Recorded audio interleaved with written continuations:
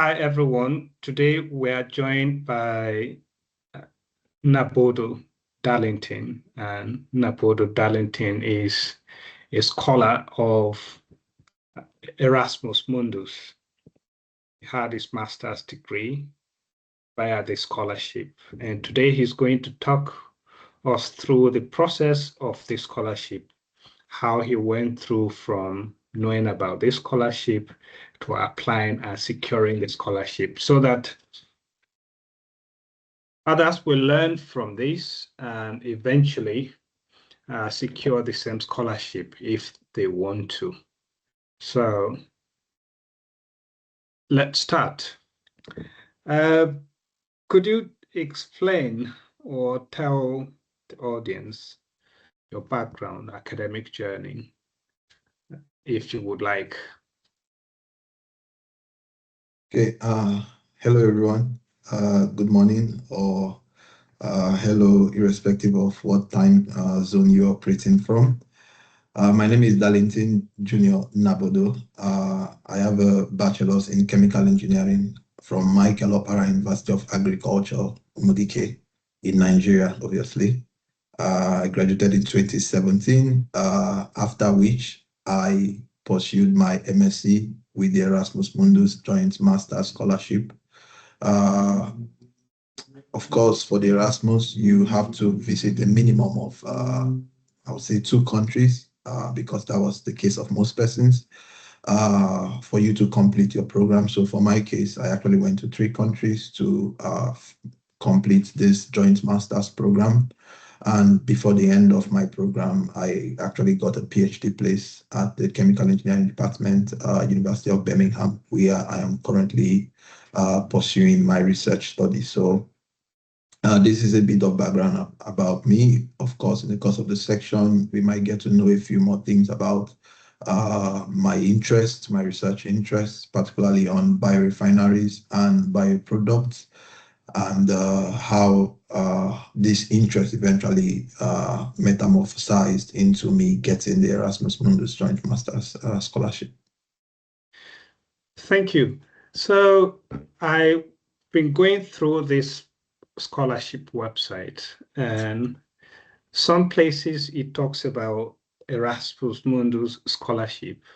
Other places it talks about Erasmus Mundus Joint Masters Students Scholarship. What's the difference between these two? Is there any difference? So the thing is, there is a wider Erasmus Plus. So when you say Erasmus Plus, it contains funding even for sports, culture, trainings.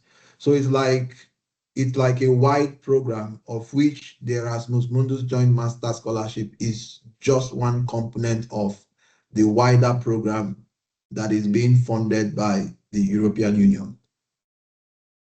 Right. Yeah. Okay. So is there any reason why it is called Erasmus Mundus Joint Masters? Is it because it's different countries or different universities? Or there must be a reason.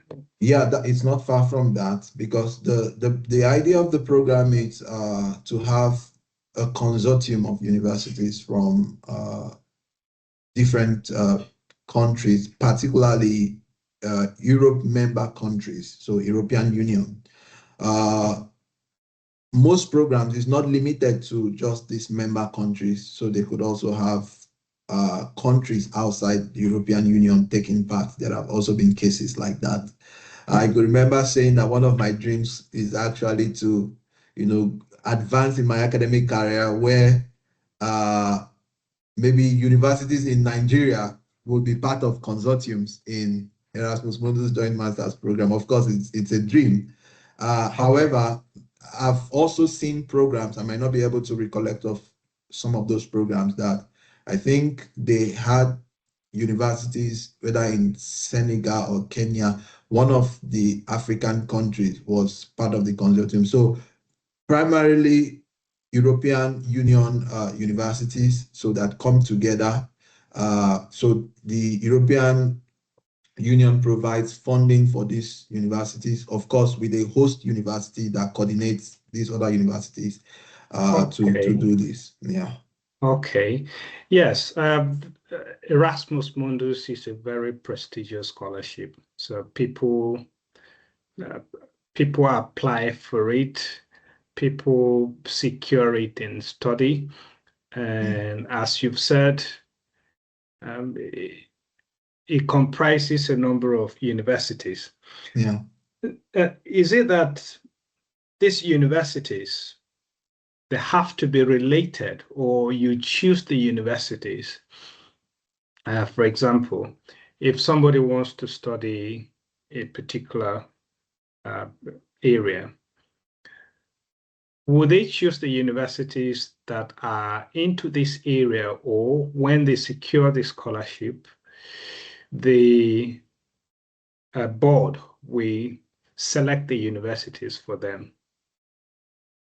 Oh, I see. I think from my understanding, there is already an existing expertise in each of these universities. So they Okay. come together, apply for, say, a grant, and they propose a solution the program is supposed to solve. They propose the expertise the program is supposed to deliver. They also propose the outcome of what the program should, what the outcome should be, which again will speak on structuring applications for most of these programs. So they have an objective too. So these programs themselves, these partner universities that come together, having existing expertise, they have an Okay. objective of what they want to achieve at the end of the day, and will be Right. evaluated based on that as well. So the European Union also carries out an evaluation on this partner university to see that they are meeting those milestones they have put in place when they applied for the grant for this scholarship. Okay. Yeah. Thank you. I wanted to ask, who are the funders of this scholarship? Or in the course of this conversation, you have mentioned that it's European Union. Yeah, yeah. The European Education and Culture Executive Agency actually does that. Then they do it through Erasmus Plus, which we've talked about earlier. So Erasmus Plus includes, say, fundings to advance culture, to advance sports, to advance even people who are teachers. There is also a postdoctoral, which is Maria Curie, if you've heard of that. Oh, so this is part of it as well. Exactly. So Maria Curie is the PhD version of Erasmus Mundus Joint Masters. So most of us that Right. come into Erasmus Joint Masters, many of us have our eyes on Maria Curie. Okay. Yes. Okay. Yeah. So Yeah. so the That, Maria Curie, the doctoral, and they have postdoctoral as well. So this Erasmus, European Education and Culture Executive Agency, just as the name implies, education and culture is to advance both culture, advance because it's a mobility and scholarship program, also advance tourism, advance international collaborations. So all of this is being sponsored by this agency funding Erasmus Plus, and then Erasmus Mundus is just one component of these wider activities that is being done in Erasmus Plus. right. I know about Marie Curie fellowships for postdoctoral researchers. Yeah, I also know about the uh, PhD version of it. yeah. There is one of University of Birmingham student I spoke to who is on that scholarship. Mm. So is your scholarship the Marie Curie version of this one? No, no, it's Oh, not. Like I said, it's like a higher version of the era. It's a master's. So they have masters, they have PhD, they have postdoc. So the master's version is the one I came into. Okay, but the program you are doing at University of Birmingham is not the Marie Curie one. No. Okay, I yeah, am just to I am clarify. funded. No, I'm funded by UKRI through Okay, BBSRC. separately. Yeah. Okay, so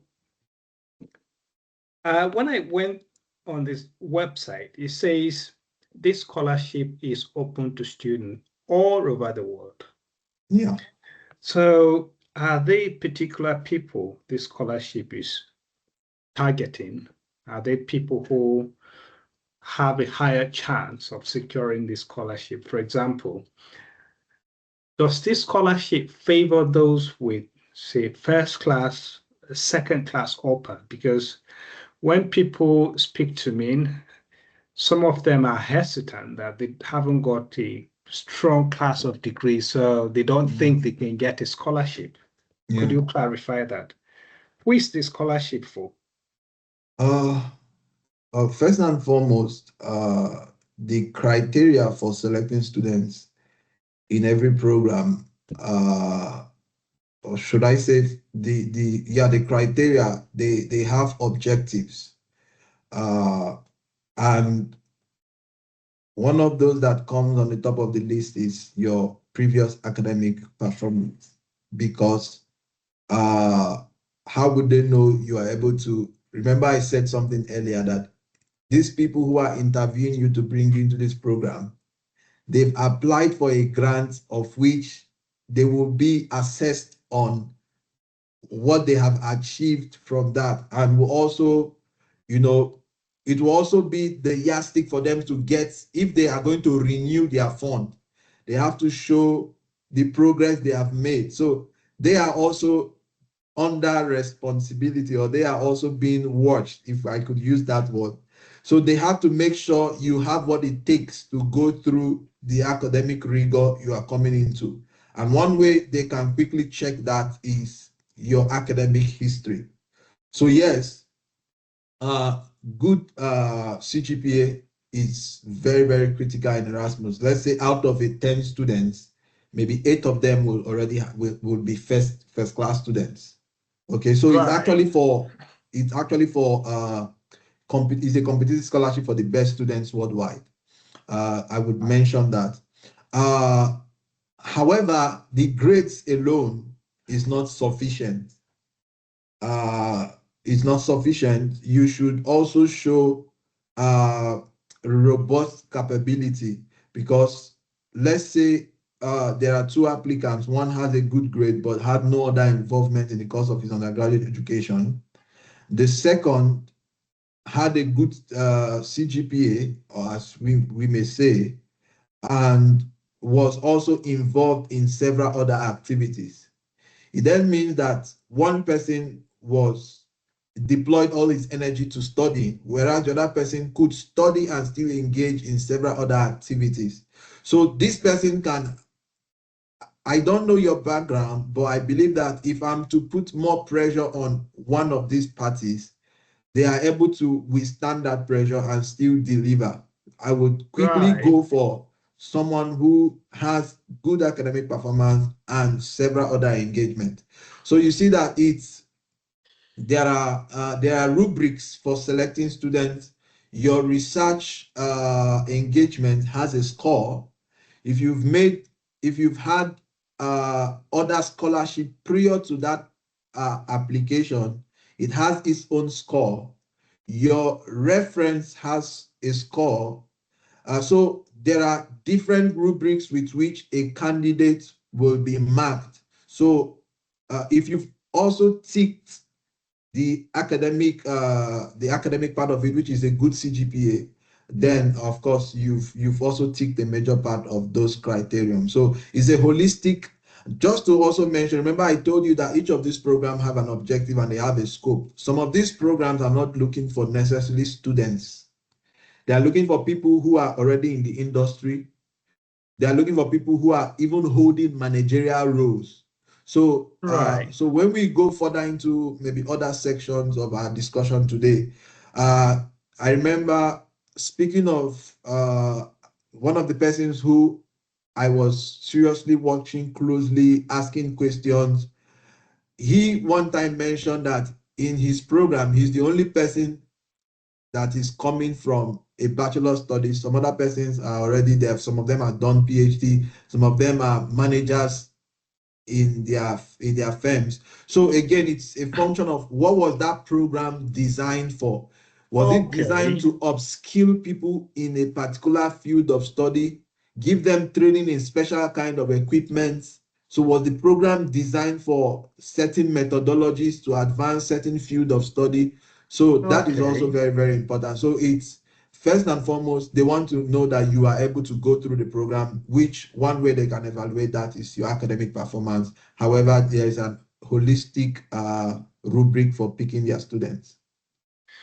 Right. Thank you. And this reminds me of what I've been agitating and teaching in my scholarship application course. The title is called How to Make a Strong and Competitive Postgraduate Scholarship Application. I'll leave the link to the course in the video description for people who want to take it. The Okay. course covers everything you need to know about scholarship application, and it will enhance the quality of your application and consequently increase your chances of success. In that course, I was emphatic about what Darlington has just said. You see, there are people who are more academic inclined. They read books, they don't read, and they don't do any other thing. That skewed you to think in just a certain direction. And society doesn't appreciate those kind of people. They appreciate people who are academically inclined, intelligent, and are also able to do other things. Most people who make first class or second class upper are sometimes skewed like that. They're on campus, they don't take any leadership responsibility. And based on what Darlington has said, that is going to impact your scholarship application eventually. And I emphasize that in the course. So I encourage you to take the course and learn more. So to the next question, how did you know about this scholarship?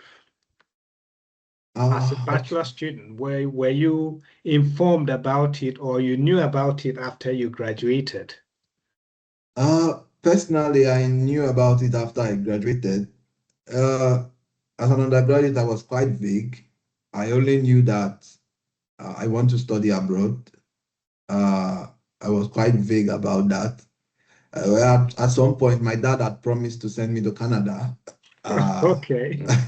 so, but I was still quite vague. So I did not come to know about this scholarship as an undergraduate. Uh, in fact, I came to know about scholarship and started making applications generally and then particularly for Erasmus Mundus in 2019 because I graduated in 2017. So I came to know about scholarship and application for scholarship sometime in 2019. I knew about it early 2019, then made my first attempt in late 2019. So that's Erasmus was just one of those scholarship I found out about. Then the second way I should have particularly taken interest of Erasmus Mundus is that my university we actually had a scholarship platform. So a group of people came together who were one time perhaps as undergraduate they were aware of scholarship. Right. They finished. A few of them got into different scholarship programs, and then they formed a group. So I Right. remember reaching out to one of those persons who happened to bear my name also, Darlington, Right. and he then invited me into the group. Okay. Yes, and himself was an Erasmus Mundus scholar. Okay. So through that means I knew about Erasmus Mundus. Then in the group, there were also several persons who were Erasmus scholars as well. So what they would do is that from time to time, they organize seminars and these Erasmus scholars come to talk. So All right. that was also another way I was particularly informed about Erasmus. Of course, I also went to the website, just like you've done, to also have a feel of what it looks like. So partly it was through this platform, through the general options of scholarship I could go for, and as well as checking the online platform, the Erasmus catalog, the platform, and then the catalog, because they have a catalog Right. they have a catalog of program, uh, which you can literally go there. Uh, because something interesting about Erasmus is not like I'm going to study chemical engineering, I'm going to study biology, I'm going to study Right. chemistry. Erasmus Mundus is not like that. So I mentioned earlier that my master's was in European biorefineries. I don't know if I did mention, but Yes, you mentioned it. European biorefineries. So Erasmus Mundus is rather an application-based scholarship than a subject-based scholarship.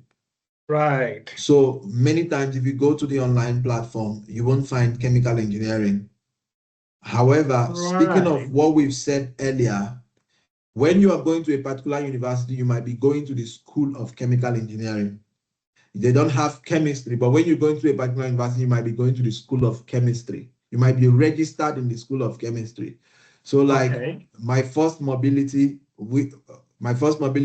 I went to the School of Environment and Risk Management. The second, I went to the School of Chemical Engineering. The third, I went to the School of Chemistry in my different Right. mobility. So it's so that way, when you go to the online website, you are able to then know you are able to know where you are going to in each of these mobilities. So that is also how I found out much more about this program. Right. So what you have said, mobility, three mobilities, it sounds familiar with what people say. Uh, Traveling is part of education. So Erasmus Mundus has taken this into consideration. You have to travel to this university or this country, that one and that one. And then uh, at the end of the day, from what I read, you earn one or two master certificates. Is that correct? Yeah, like I have a diploma from Krakow University of Technology. I have a diploma from University of Bari, Italy, Right, and I have a diploma from University of Technology of Troyes, UTT, France. right. So yeah, for each of these partner university, you're going to get a diploma. I mean, at least for my own program, the structure Okay. was that you're going to get a diploma from each of these universities. Not a master certificate. Not a joint master. Well, like I said, I am speaking based on my program. Yes. Yeah, I'm speaking based on my program. We got a diploma so I got Okay. a diploma in chemical engineering, uh, so diploma in chemical engineering, diploma in risk and environmental management, and then Yeah. a diploma in I think chemistry or biorefineries. I can't really remember that Okay. because Okay.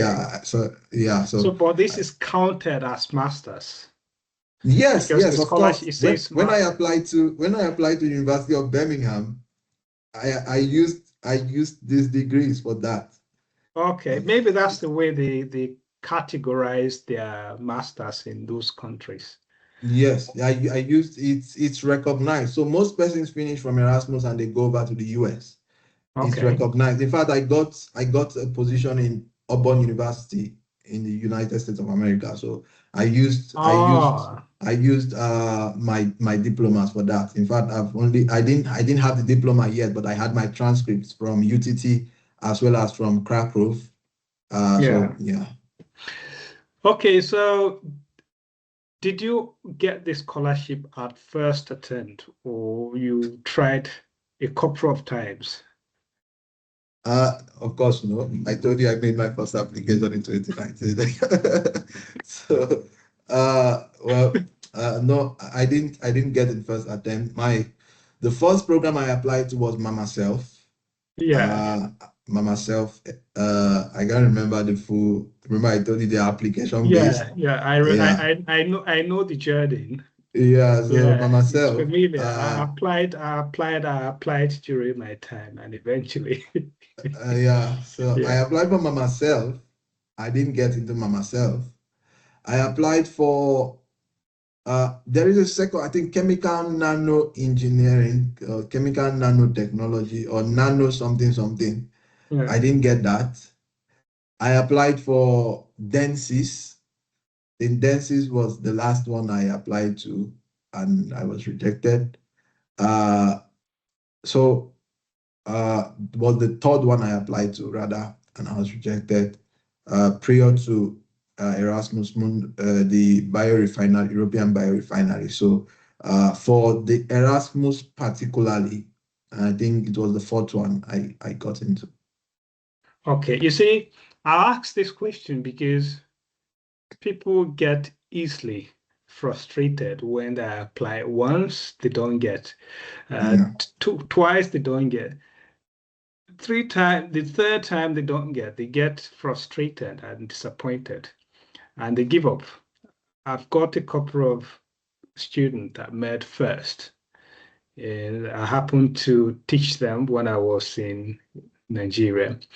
So they've applied, they didn't get through the first time. Applied again, they didn't get.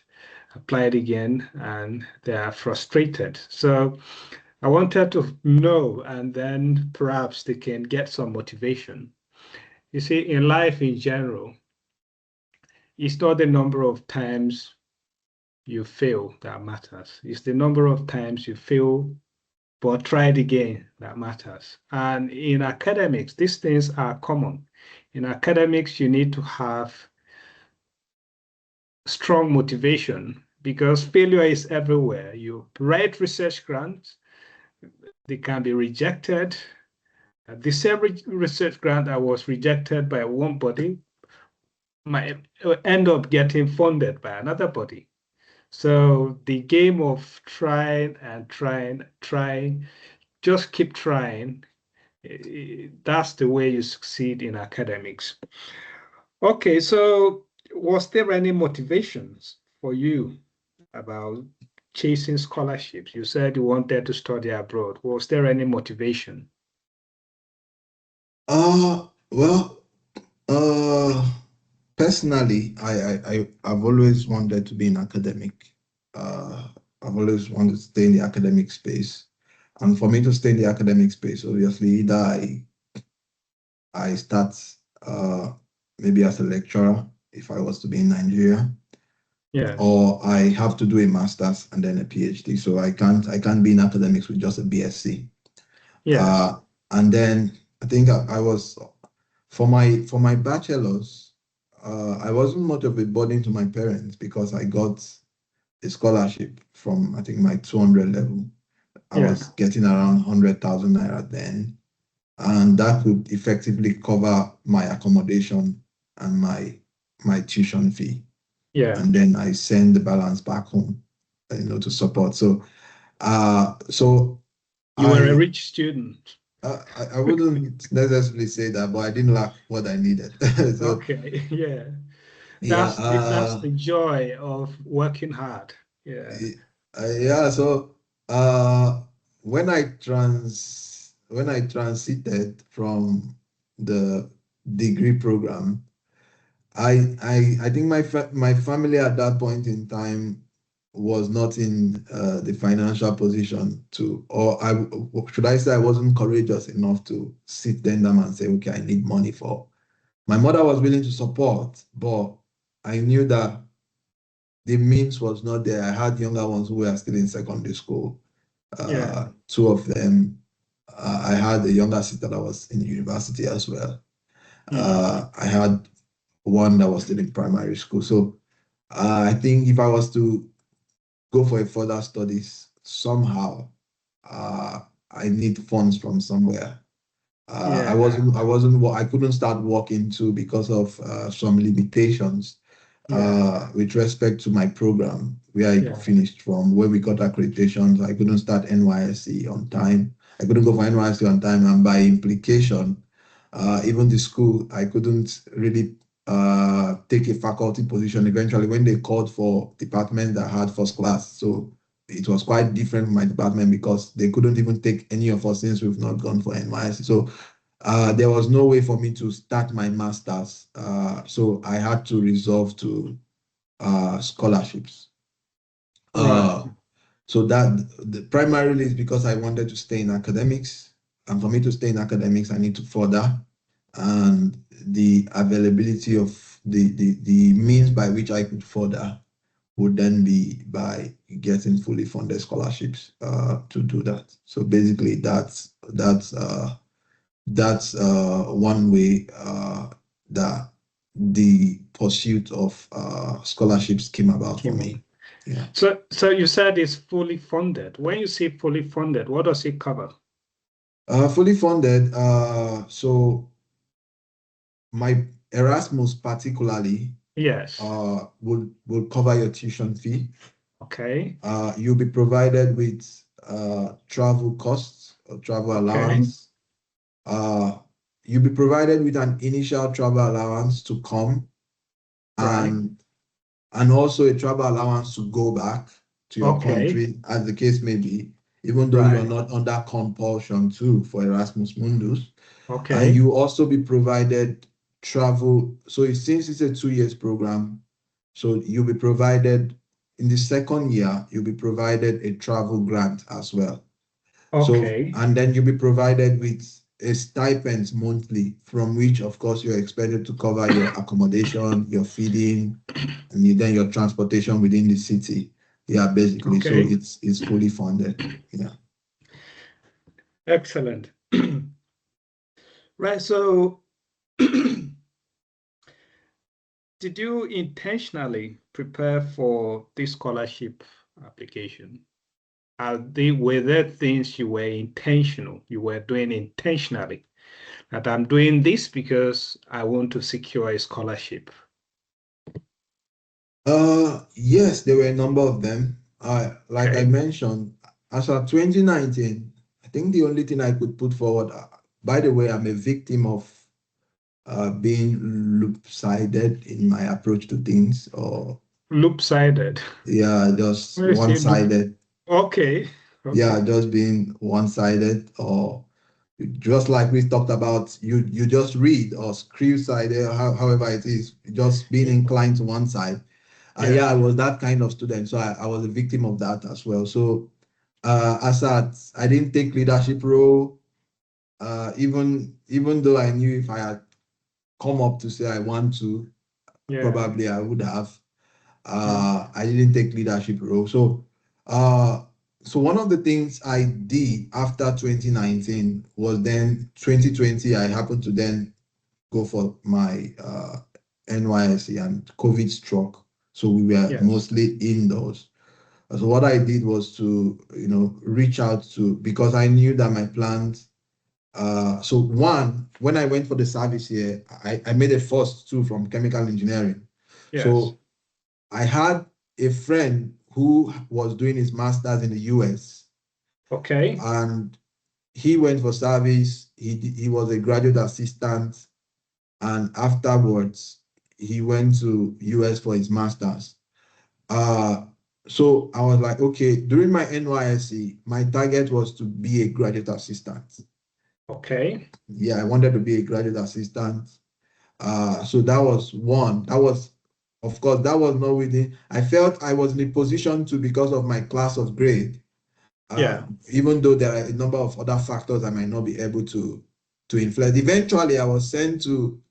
That might be a story from that time. I was sent to a secondary school in my NYSC, but I vehemently rejected to go there and asked them that I should be posted to a university, which I was. I was posted to Umaru Musa Yar'Adua University in Katsina State, even though I was Yes. rejected.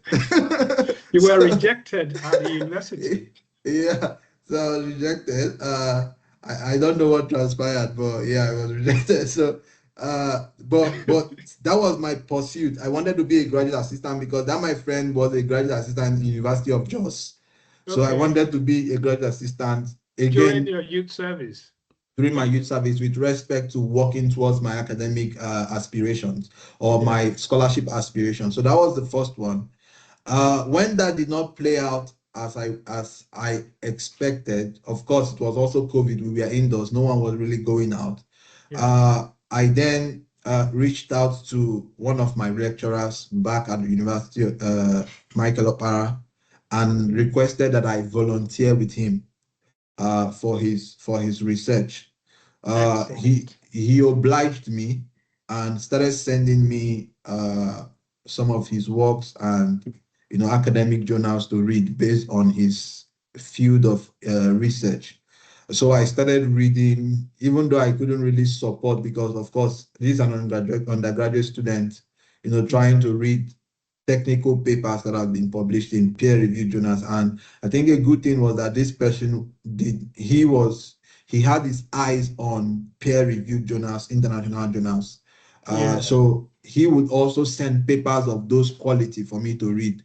So that was something I was doing. So at the end of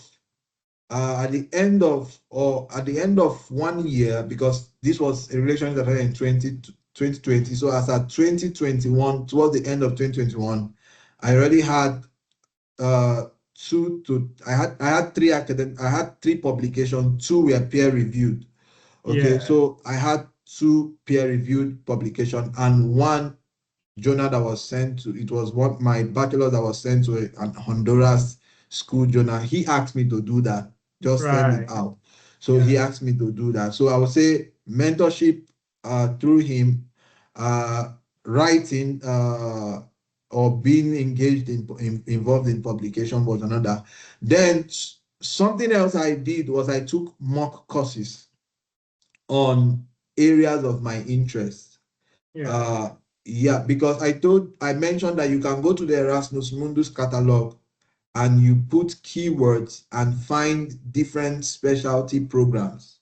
Now, what I was now doing is that because I was interested in energy systems generally, so I started taking mock courses on Coursera related to energy. And in Coursera, you could apply to take courses on waivers of those fees. I think they were paying around $20-something or $40-something. But if you write and show them your interest to take those courses, they waiver those $25 or $45 for you. So I didn't know about that. Yeah, so you can I took courses from Coursera as well. Yes. And even now I still take courses. Yeah, you can write Coursera, but it takes 2 weeks for them to get back. It does say 2 weeks is a short time. Yeah, it takes 2 weeks to get back, and I've never been rejected. Okay, so I took several courses. I had those certificates, and they were for free. Of course, because I had applied stating that I am unable to pay. So that's also another preparation I did. So I've talked about my volunteering. I've talked about my peer review engagement. I've talked about mock courses. And then within those periods also, I was also reading the motivation letter of other students, award-winning motivation letters or statement of purpose, as the case may be. So these were the few. I also attended webinars. Energy-related webinar. I remember attending a webinar by Seplat. Okay. I attended energy-related webinars. That can be counted as conference. Yes, so it's on a section of my CV, I put it as webinars attended. So conferences, webinars, I didn't have the opportunity to attend conferences. Remember, I was, even in my academic pursuits, I didn't even go for academic conferences. I was just on my book, on the exams, on my book, on the exams. You can't expect. Of course, I was quite engaged when it comes to spiritual activities. So I wouldn't say I was only academic. So I was very much involved in the fellowship. So I didn't think of the possibility of getting engaged in several other things. Okay. So on that regard, I didn't really have much on my CV. So as at the first 2019, I only had my first class, and that was it. Nothing else. But with these webinars, with this engagement, I could also put as a work experience Yeah. that I am a research assistant, which is a valid position, that you're Yes. a research assistant. Okay, so Recognized internationally. Yeah. it's recognized, because if you're coming from Nigeria and you think that you ask someone that, oh, can I volunteer for your research? And he says yes, you think that it's just a simple thing you are doing. But when an international body is reviewing that for something as scholarship as we are talking about, it's because the way it even works here, in a summertime, you could just get an email and say, oh, there is a research position, you get this amount. So when you say you are assisting, they actually view it from the lens of what is happening in the international space, and not from Excellent. the lens of how you think it is done back in Nigeria. Okay, Yeah. so on that regard, it was really a valuable experience to also put on my CV. So these are the bits and pieces. And also something else I want to mention is I had to really reflect, even though I thought I've just been only academically inclined, I really had to reflect on my academic journey again. As a 400 level student, I did seminars. I remember a seminar I did on water hyacinth, using water hyacinth for energy generation. Yes. I presented that in a seminar. I also featured that in my CV because it was related to the program What I you was are applying applying. to. Yes. Yes. Yes. I remembered also that when we did chemical engineering design, because of we had a group of students and I was like the lead in my own group of 8 And students. that is leadership. Yes. So I had to reflect on my academic journey again, Yeah. so, and had that go into my CV. So the reflection, of course, those webinars that was also organized in that platform that I attended, it began to give me perspective of how to better position myself for the scholarship eventually. This is so informative. You see, they said people perish for lack of, you see, knowledge, or yeah, people perish for lack of knowledge. I remember working in Nigeria, there was this person in the lab. So I invited him. I said, you should come and learn what I'm doing with my student, so that when I send students to the lab, you can support them. And from there, you will learn, you will improve your CV. You don't know what will come in the future that you will need this knowledge. Do you know this person rejected this offer? Yeah. So they didn't know what I was offering to them. Subsequently, this person wanted to apply for scholarships, and didn't have research experience. He hasn't got the scholarship till date. So people perish for lack of knowledge. And that's why we are putting this chat here, so that people can learn from other people's experience and advance their academic journey when it comes to scholarship application.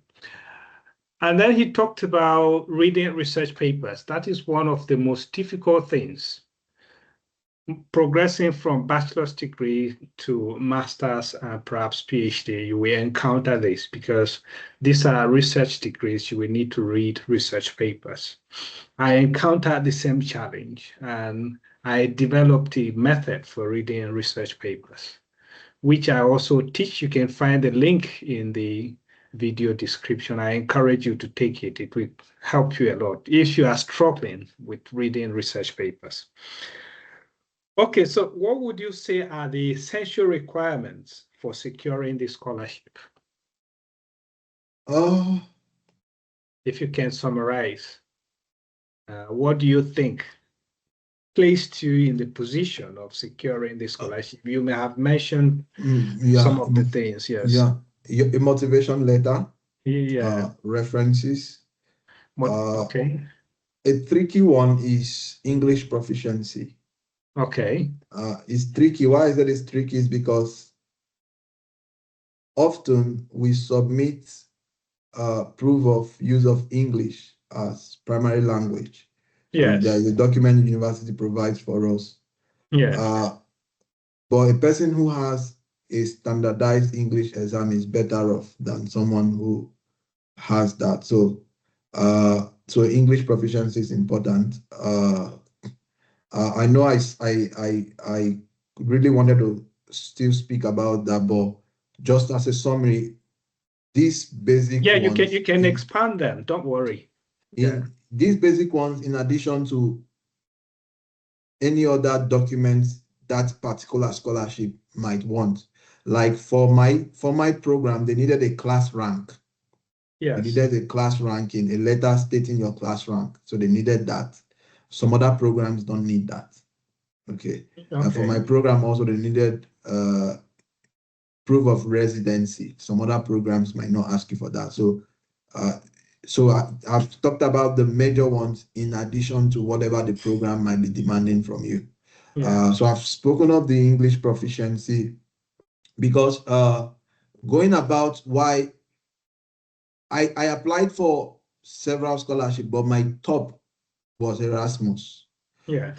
One of which was because of my readiness too for study abroad. I know I put work into getting Erasmus, Yeah. but I preferred coming to Erasmus than going to the US Yeah. uh, for a number of reasons. One of which was as a student that made first, I could get a direct PhD to the US. But mentally and psychologically, I felt I was not ready for Yeah. that part of life. However, I felt masters would give me more room, of Yeah. which when I was, in fact, as at 1 year into my master, 6 months into my masters, I felt I was ready for a PhD. So Okay. 6 months into my masters, that was literally when I started.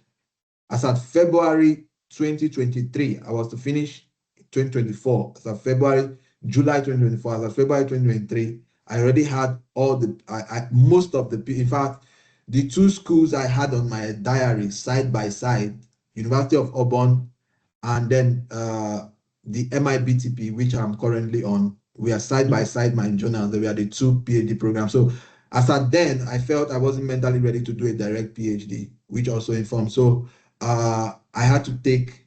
I felt also I wasn't ready to write GRE, which I needed because for the Erasmus you don't need GRE. For the US, Yes. then I don't know about now. Some school waiver it now.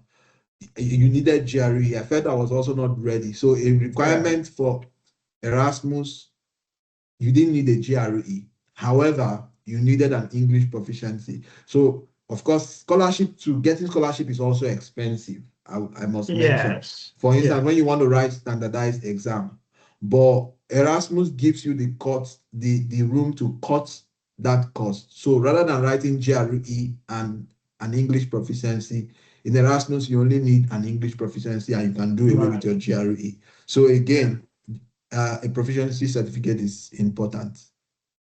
Okay. Yeah, I missed Yeah. several other things I've said. Yeah. So some people think that when they talk about scholarship, you won't spend a dime and then get a scholarship. So I asked them, okay, you won't spend anything and get a scholarship. How about your passport? Is it going to be free? How about your your flight? It might be free, but you have to get it eventually before to be refunded. Yeah. How about your visa application? How about if you travel to say to where you are applying for visa and you don't have a relation there? Are you going to sleep in the street because you don't want to spend money? Because your scholarship, it should be free. In life, you must, and this is what I tell people, education is expensive, but ignorance is more expensive. So you will choose the one you will spend money on, whether you want to spend money on ignorance forever, which is more expensive, or you will spend money on education, which is less expensive and temporal. Right. So you talked about references. How did you choose your references? Speaking of references, I think I've made a key point which made one of my references, it made it very, very easy for me, which was the person I already reached out to.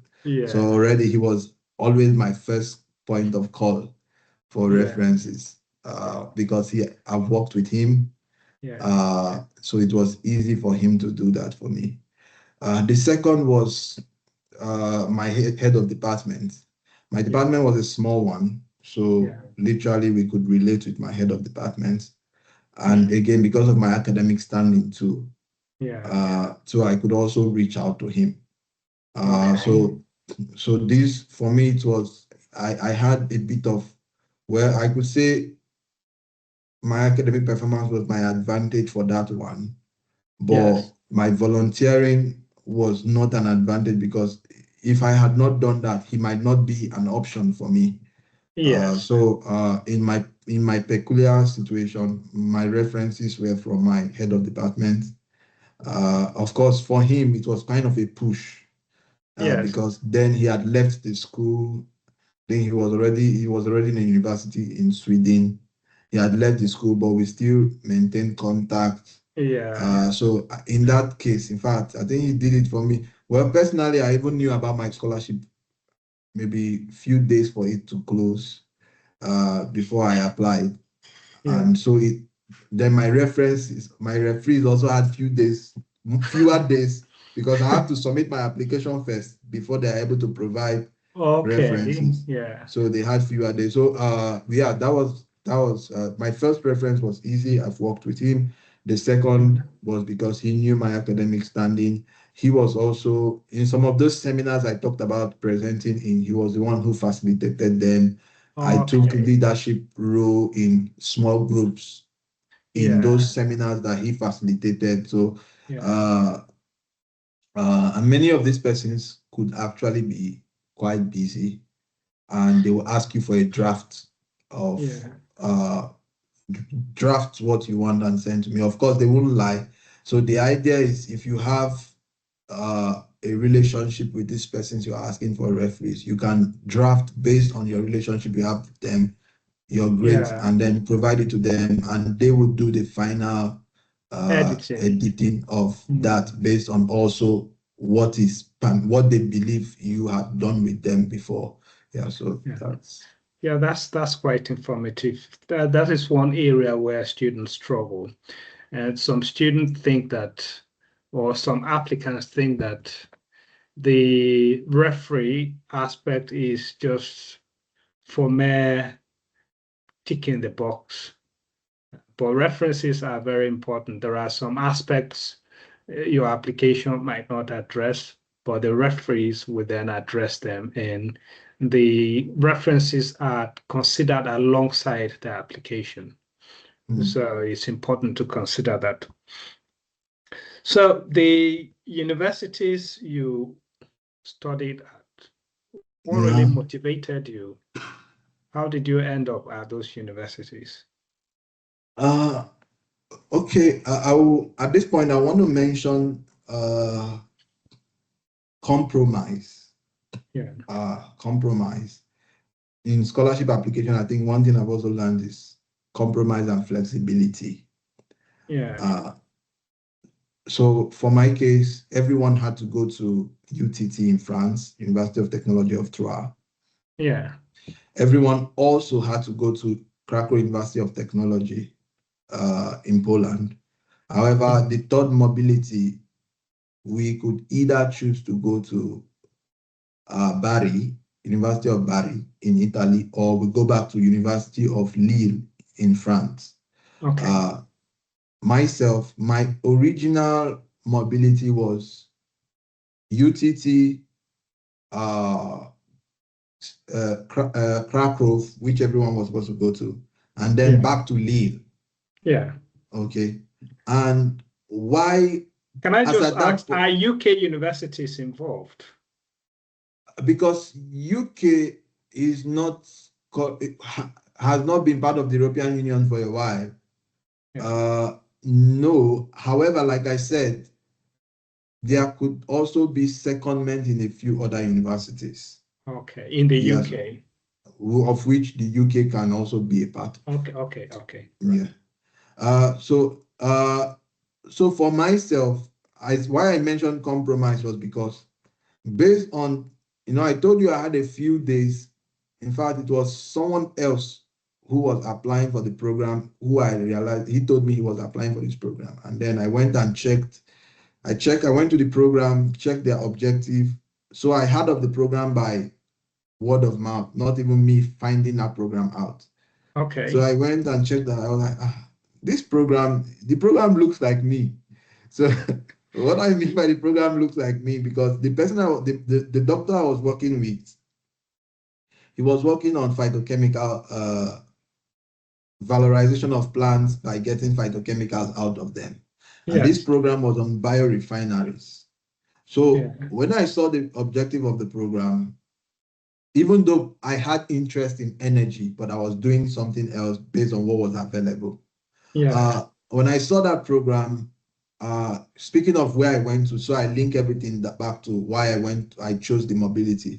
So in this program, they provide you an avenue for you to see the modules you would undertake in the different places you go to. Yeah.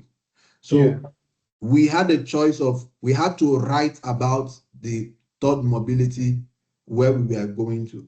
So when I looked at what this one will offer me and what this one will offer me, I Yeah. had to tailor my motivation letter based on the course module in that place and say, oh, this is what I've done in the past. If I come to this place, this is what I believe I will get, and it will help me achieve my future prospects or my academic goals.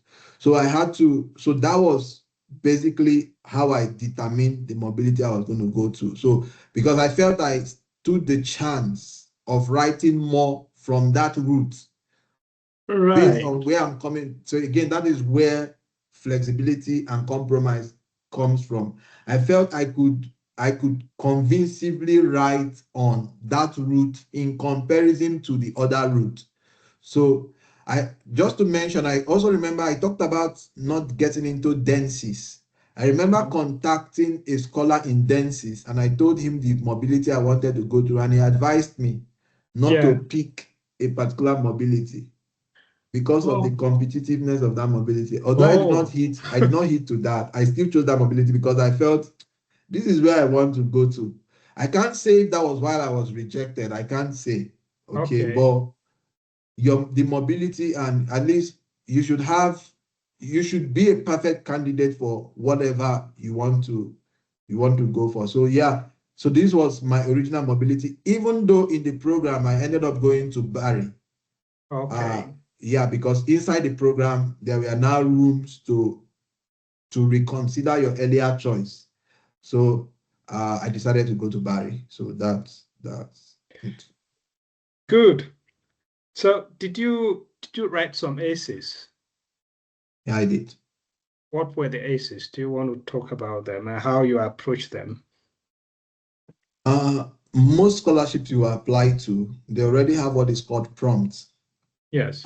Remember I said there was a group I was in, and then they organized seminars. I think one of the things one particular person kept hammering on is follow the prompts of the program prompts.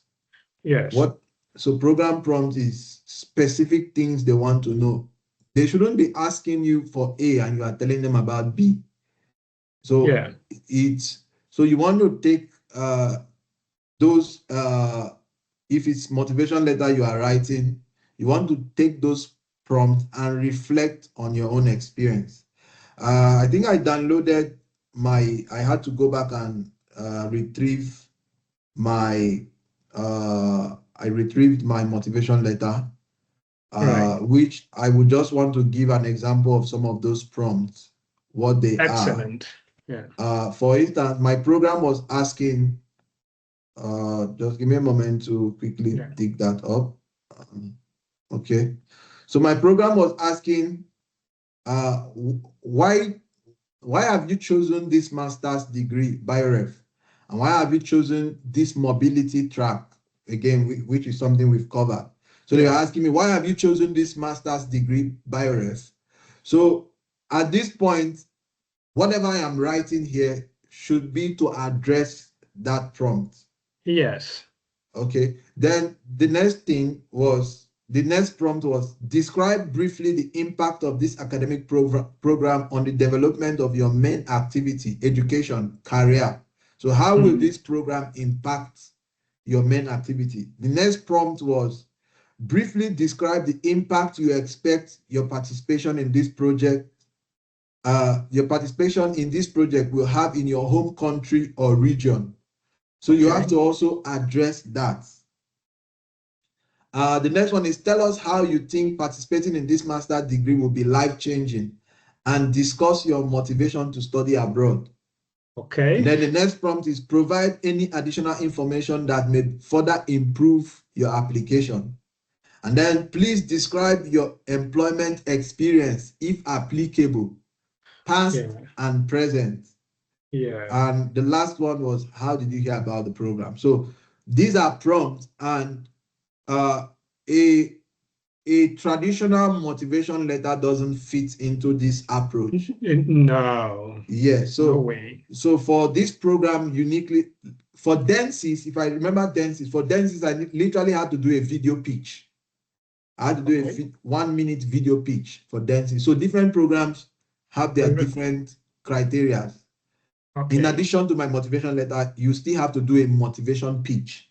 Okay. Yeah. So back to how I approached it. Yeah, you have to follow the prompts if they've provided that. Then again, using the prompt generally, and for me, I like telling stories when I write, or in the course of my scholarship journey, I eventually adopted a storytelling pattern of writing. Of course, that's the strongest way of doing it. People learn from stories. I know that there is no one that don't watch movie. Yeah. Or listen, when you were young, you wanted parents to tell you stories. So somehow, even these committee members, they want to enjoy what they are reading. Yeah. Put all your technical details in there, but tell a perfect story that blends your technical. Talk about, as much as possible, talk about something holistic, talk about life generally, blend it into whatever you are writing. So I use storytelling approach when I write. And I think another thing is still come back to the compromise. I knew that I have something to write about a particular mobility than another mobility. So I stuck to that too. So I would just want to say this much for this section of that, of course. Yeah. Yes, you see, storytelling is part of human nature, and storytelling cuts across even at interviews. There are interviews people give, and you can't see the human nature in them. Very technical interview. Okay, I can produce this, I can produce that, I can produce this, I can do that. No human relationship.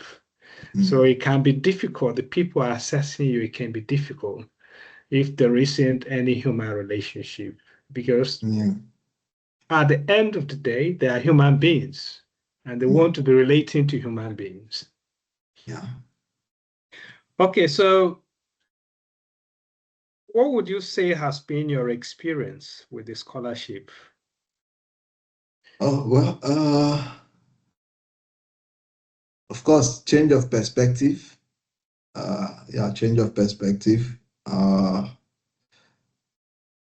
mentioned 6 months into the program. I started in August. Yeah. So as at February, I mentioned 6 months into the program, I felt I was ready for a PhD. Yeah.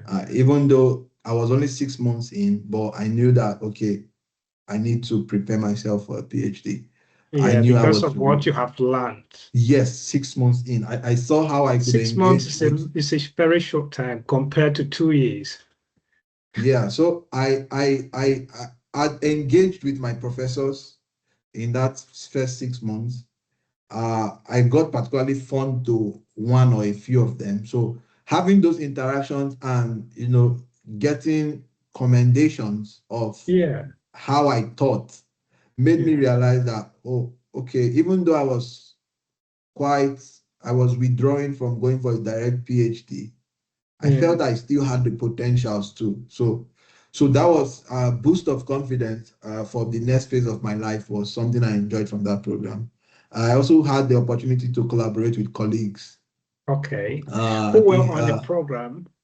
in the program, yeah, I collaborated with colleagues, which also led to one publication, a review actually, and in a impact factor of 7 journal. So as master students, of course, coming together and writing, of course, with appropriate link to a senior academic too, Yeah. who was like the correspondent of that article.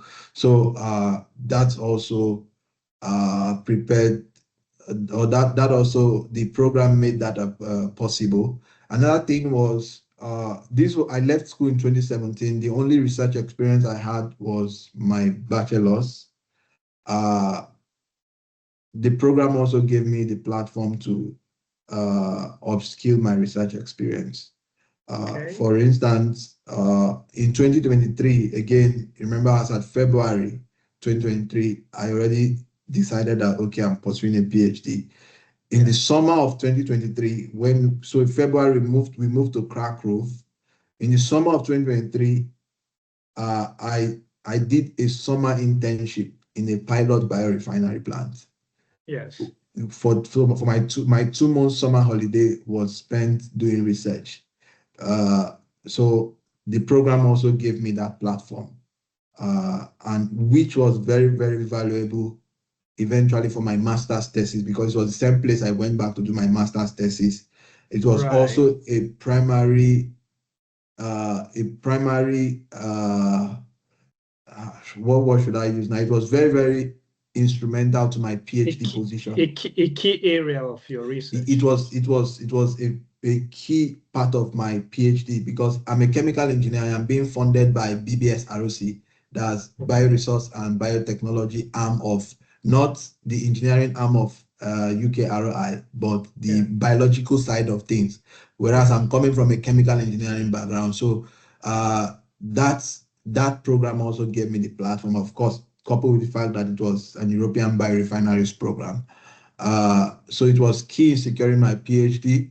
And then, even though I thought I liked traveling, uh, I would say it was not the major benefit I would say I derived from the program, but rather Okay. also the relationship I made in these different places I went to. Okay.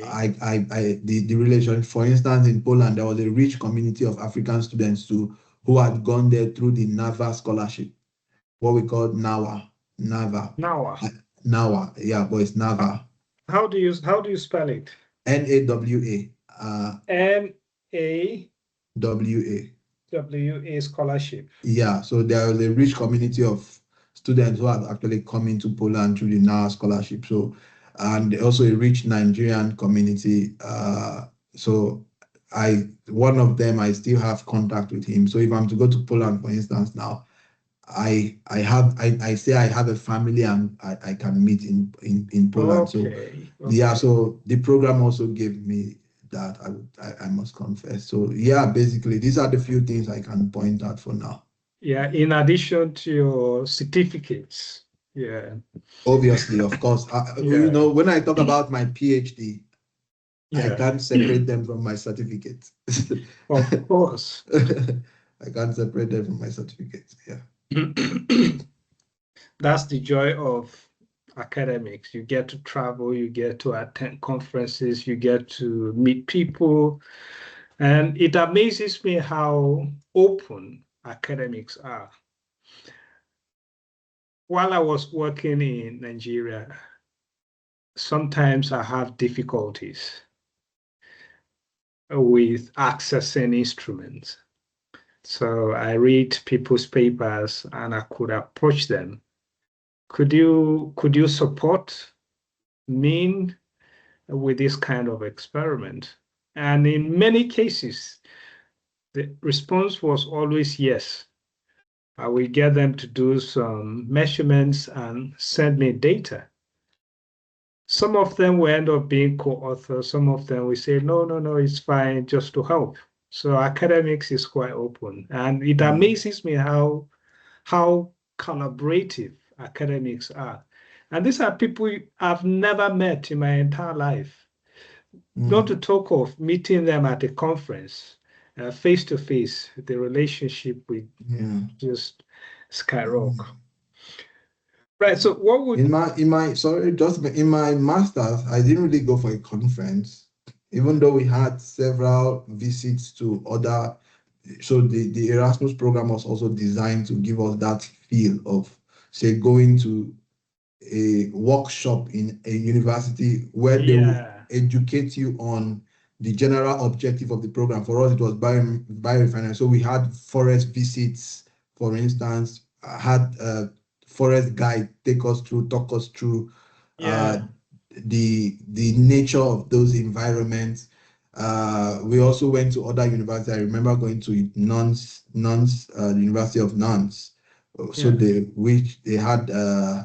also had they were specialized in biorefinery, particularly from forests and things like so. So all of those.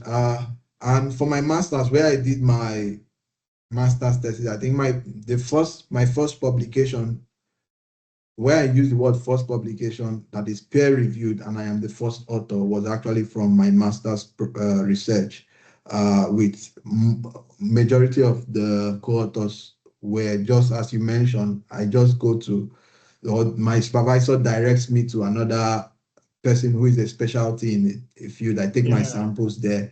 He helps me out with it. Eventually, they became co-authors of the paper, actually. So, yeah. Good. So what would be your best advice for someone who wants to apply for this scholarship in the future? I'm aware that the application opens between October and January every year. Yeah. So for this year, for 2017, we should be expecting the application call to be opened from, say, October, November, and it runs through to January. What would be your best advice? Well, a lot has been said from this video. If you could go back and document some of the things that have been said earlier, say my personal experience, there is already line of actions you could start taking. You could volunteer. If you think you don't have a work experience, volunteer. You can teach too, irrespective of the quality of the school where you go to teach.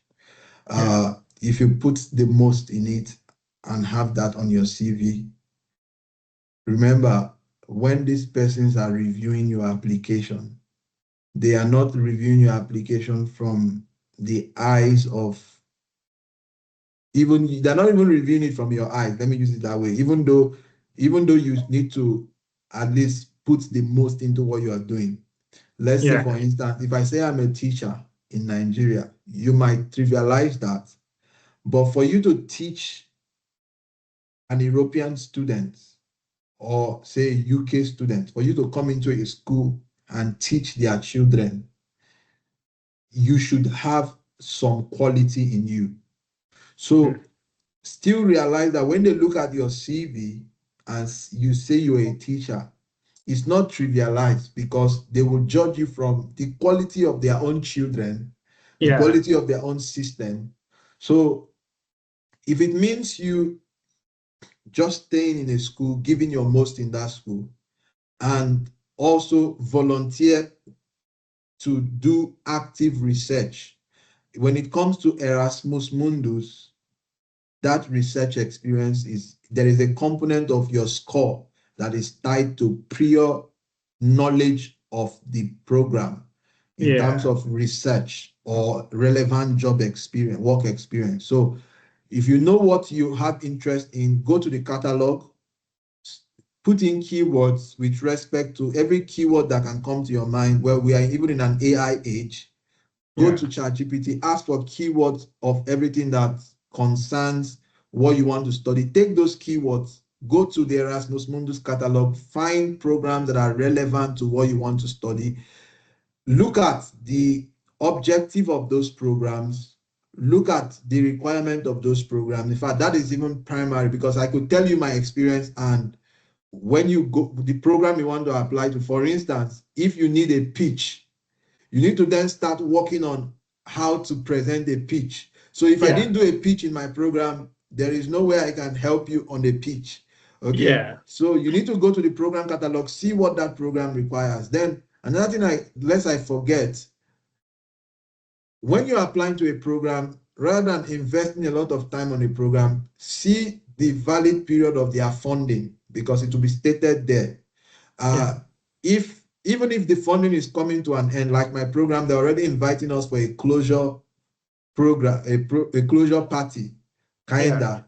So if it's closing, check if there is already a statement that there is another cycle of fund they've managed to get. Because if you are applying if you're already investing a lot of time into a program that is closing next year, it doesn't make sense. Or they're in their last cohort and you're already looking out for the program. It doesn't make sense. So you want to check those details too about each of these programs. Prepare your start putting your CV in place. I've already talked about the way you can do that. Volunteering, take a teaching job, your research output, attend webinars. We've talked about that. Even if it's online. Then I joined. I was a community member in ACS, American Chemical Society, of which I attended. Counts, yeah, so it's free. I was a community member, so I attended the webinars. It's featured, the relevant ones featured in the webinar aspect of my CV. My research featured in the relevant section of my CV.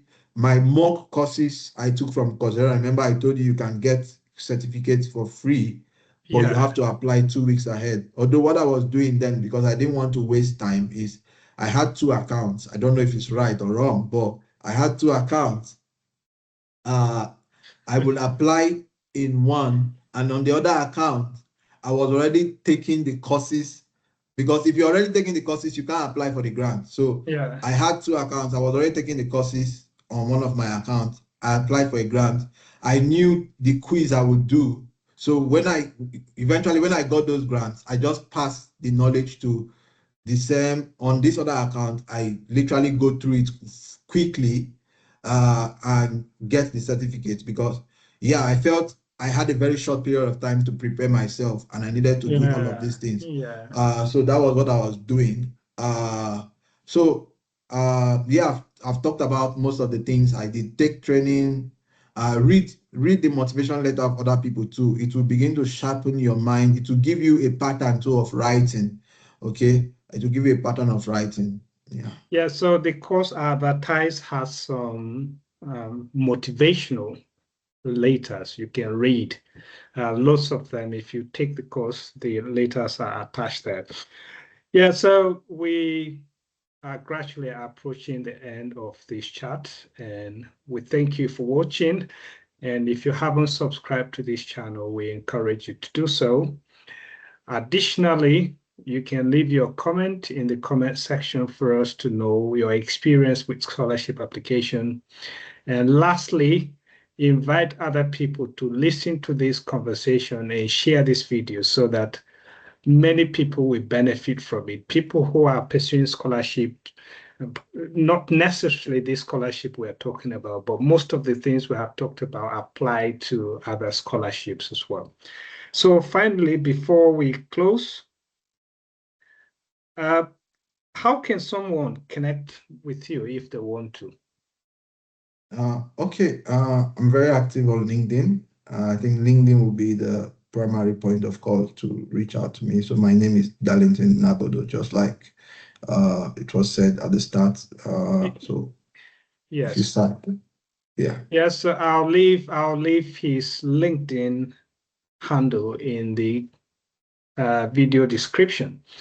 Well, if we haven't met before, I'm Dr. Andrew Tyowua, and what I do is I create videos like this, and I also have courses I sell on education, which I encourage people to buy and learn. I mean, Darlington has talked about learning, buying courses, learning things. Most of the courses on my website are educational courses tailored to higher education. How to give a conference talk, how to read scientific papers, how to write textual abstract for conference uh, presentations or conference attendance, how to give talks at conferences. All of these, you can find them on the website. And then the course on how to make strong and competitive postgraduate scholarship application. So we thank you for watching, and I will see you again in another session. Bye. Thank you. Take care. Yeah.